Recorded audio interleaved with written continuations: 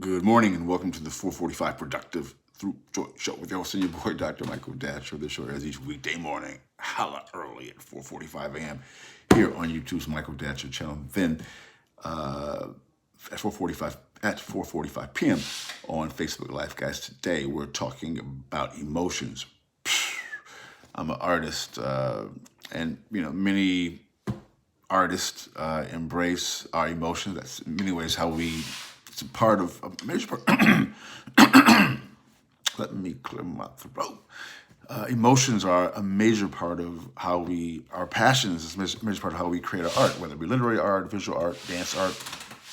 And so artists have a really interesting and intimate, in my experience, certainly in my circle, relationship with emotions. So, I'm a lover of emotions because they've helped me, those impassioned emotions have helped me to create art.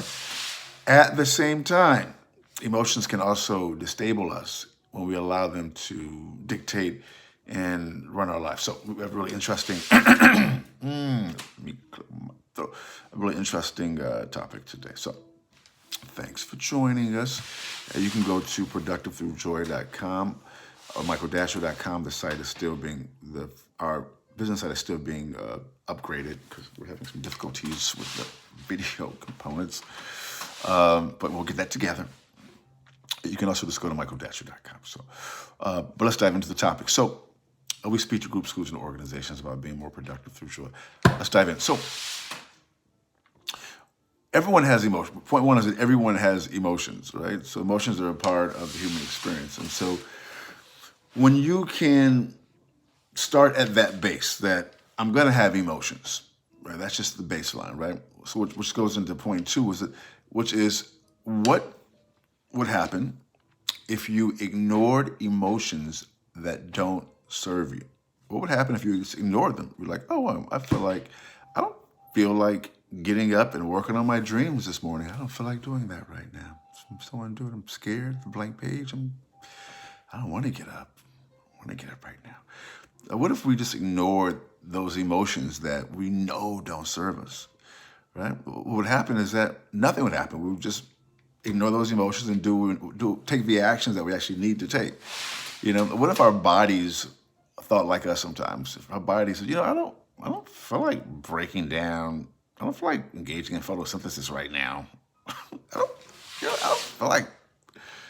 feel like making this blood flow through this body. This is work. I don't want to spend this time making blood flow. I'm tired of making this heart beat like nonstop, right? What if our bodies were like us and decided from time to time just to go with the emotions that didn't serve the body?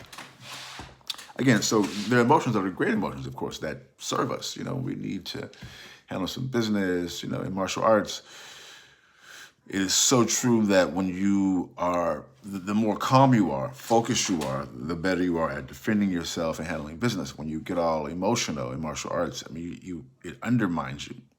You may have been in a situation where you've been fighting someone, or not fighting, but in an argument, and you needed to say something, but you were so upset, you couldn't even get your words out. And you think, man, I wish I would have said, yo, mama, or something else in that moment, but you were too worked up, and you couldn't say what you needed to say.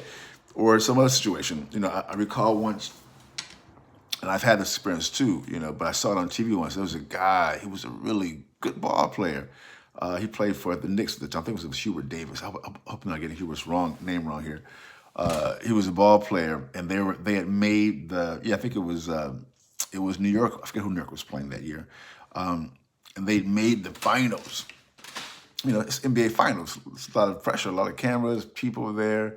And I recall just seeing him on the court, and the moment was too big for him. He was too excited. He was really afraid. And his eyes, guys, were so big. Somehow the camera kind of just zoomed in on him in one play. And his eyes were like, he was terrified. I never really seen a pro ball player I'm sure everyone gets afraid in those moments, but he was like terrified. And what happened was that the ball had come to him, and he couldn't even catch it because he was so he couldn't even really control his fingers.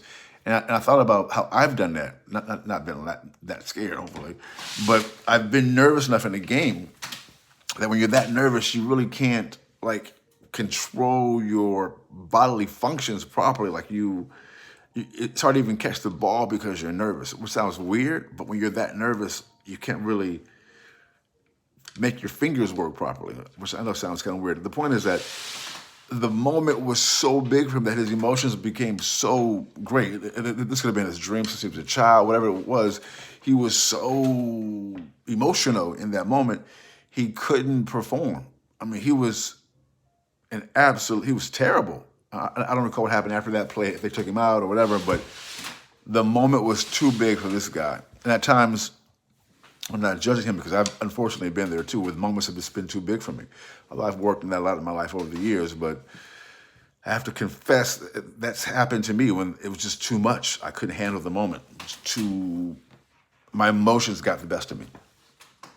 And so what if he had been able to ignore the fact that he was playing in his dream game, ignore those emotions and catch that ball and make those shots and be effective for his team, which is the point. It's point 3. As you ignore the thoughts, the emotions that don't serve you, you will then be able to take the actions that will serve you. If Davis would have ignored the emotions of being all hyped up in that moment that didn't serve him, he would have then taken the action, which was catching that ball, making that shot. And also, in truth, my own life, I think about it numerous times, but throughout my life, I allowed my emotions to get the best of me, and I didn't take the proper action. So maybe that's you as well. Boom, goes the dynamite. You can ignore those emotions, take the best actions, and do what needs to be done. Thanks for joining us. We'll see you up this afternoon at 4:45 p.m. Until then, let's talk about it and be about it. Deuces, I'm out.